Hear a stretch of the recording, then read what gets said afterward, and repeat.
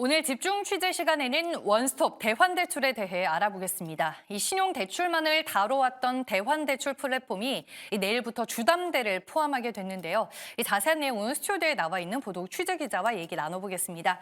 김우영 기자, 어서 오세요. 안녕하세요. 네, 이 대환대출 플랫폼이 주담대를 품게 됐습니다. 이 차주들은 더 낮은 금리의 대출 상품으로 빠르게 환승이 가능해졌는데 자세한 내용 전해주시죠. 네, 이 원스톱 대환대출이 내일부터 주택담보대출까지로 확대됩니다. 그동안 주담대나 전세대출을 갈아타려면 금융회사 영업점에 직접 상담을 해야 했는데요. 이 대환대출 시스템이 시작될 경우 온라인이나 스마트폰 애플리케이션을 통해 금융사 대출 조건을 비교해 더 낮은 금리로 쉽게 전환할 수 있게 됩니다. 이번 대환대출에는 은행들뿐 아니라 보험사들 역시 참가하는 만큼 차주들의 선택폭도 매우 넓을 것으로 예상됩니다. 다만 이번에 대환대출에 포함되는 주담대는 아파트 대출로 한정됐는데요. 다세대와 연립주택의 경우 금융사들이 실시간 시세 정보를 확인하기 어려운 점을 감안해 적용 대상에서 제외된 것으로 전해집니다. 또 전세대출의 경우 이달 31일 등재를 목표로 준비 중인 것으로 알려졌습니다. 네, 그렇군요. 이 손쉬운 대출 환승이 차주들의 금리 부담을 덜어줄 것으로 보이는데요. 이 대환대출 인프라는 어느 정도의 이자 경감 효과가 있었나요? 이 금융위원회에 따르면 이 온라인 대환대출 인프라 이용 금액은 지난달 22일 기준 2조 3천억을 넘어섰습니다. 이 대환대출 인프라 사용자는 총 10만 3,462명이었는데 이들이 절감한 신용대출 이자 부담은 연 490억 원에 달합니다. 또 온라인 대환대출 인프라로 하락한 신용대출 금리는 평균 1.6%포인트로 집계됐는데요.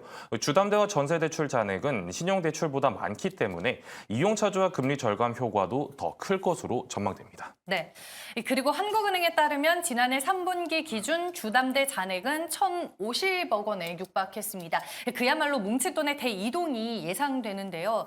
관련 업계들 역시 고객 맞이 준비에 분주한 모습일 것 같습니다. 김우영 기자, 이 업계별로 나눠서 좀 자세히 정리를 해주시죠. 네, 이 핀테크들은 현재 제휴사 확대에 집중하는 모습을 보이고 있습니다. 핀다는 오늘 부동산 R114와 손을 잡고 주택담보대출 시장을 공략한다고 밝혔는데요. 이번 제휴를 통해 주택 구매와 담보대출 고객들에게 원스톱 구매 경험을 제공하겠다는 방침입니다. 한편 네이버페이는 10개사의 금융사 제휴와 더불어 신규 주택담보대출을 비교할 수 있는 세로 받기 서비스도 함께 출시했는데요. 주담대 환승 편의성을 제고하는 것에 그치지 않고 고유의 금융 생태계를 조성하려는 움직임이라는 분석이 나오고 있습니다. 잠시 전문가 의견 함께 들어보시겠습니다. 정보 제공의 수익도 있지만 이제 플랫폼 자체를 활성화시킴으로써 일종의 독점력을 확보하려는 이런 경향이 더 강해진 게 아니냐 이렇게 판단하고 있습니다. 네, 이 한마디로 대환대출 확보가 디지털 금융 가속화로 이어질 것이다라는 전망인 것 같은데, 하지만 이제 편의성보다는 차주들에게 더 중요한 것이 바로 금리가 아닐까 싶습니다.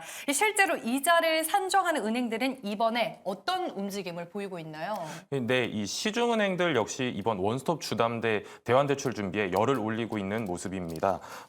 우리은행과 국민은행은 판매하던 주담대의 신규 취급을 중단하고 대환대출 플랫폼 상품으로 재정비하고 있습니다.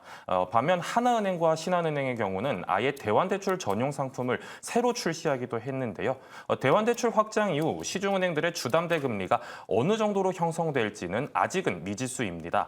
다만 앞에서 말씀하신 대로 담보대출이 타 여신 상품에 비해 월등히 크기 때문에 금융사들의 주담대 확보전은 있을 것으로 전망됩니다.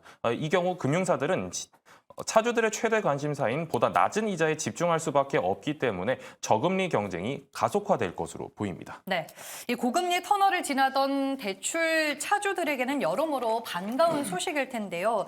하지만 사용자들이 유의해야 할 사항도 있다면서요. 네, 그렇습니다. 이 대환 계획하시는 분들은 당연히 지금보다는 더 낮은 금리로 갈아타시기를 원하실 것 같은데요. 현재 시장 금리가 하락하면서 은행채 5년물 금리와 고정형 주담대 금리가 함께 떨어지고 있습니다. 다만 코픽스가 아직 하락하지 않았기 때문에 변동형 주담대 금리 하락에는 다소 시간이 걸린다는 점 대환 계획하시는 분들 참고하셔야겠습니다. 또 한미중앙은행들이 확실한 피벗 의사를 밝히지 않은 상황이기 때문에 은행채 금리가 언제든지 다시 오를 수도 있다는 점도 유의하시길 바랍니다. 한편 대출 총액 산정 기준인 DSR도 확인하셔야 되는데요. 현행법으로 은행권의 DSR은 40%, 비은행권은 50%로 정해져 있는데 유의하셔야 될 것은 이번 대환 대출의 보험 보험사까지 포함됐다는 점입니다. 이 때문에 만약 여러분들이 보험사의 주담대를 은행으로 대환을 희망할 경우에는 DSR을 초과하는 금액을 먼저 상환하셔야 되는 점 참고하셔야겠습니다. 네, 알겠습니다. 오늘은 이 코앞으로 다가온 원스톱 주담 대환 대출에 대해 자세히 알아봤습니다. 김우영 기자와 함께했습니다. 고맙습니다. 감사합니다.